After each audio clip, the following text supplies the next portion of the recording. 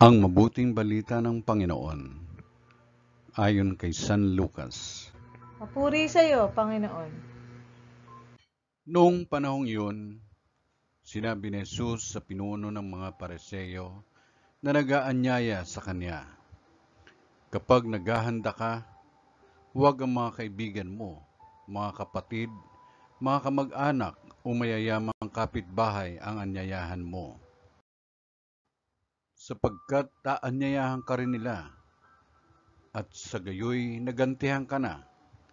Kaya kung ikaw ay maghahanda ng isang malaking salo-salo, ang mga pulubi, mga pingkaw, mga pilay, at mga bulag ang anyayahan mo, hindi sila makagaganti sa iyo. At sa gayoy, magiging mapalad ka. Gagantihin ka ng Diyos sa muling pagkabuhay ng mga banal." Ang mabuting balita ng Panginoon. Pinupuri ka namin, Panginoong Kristo.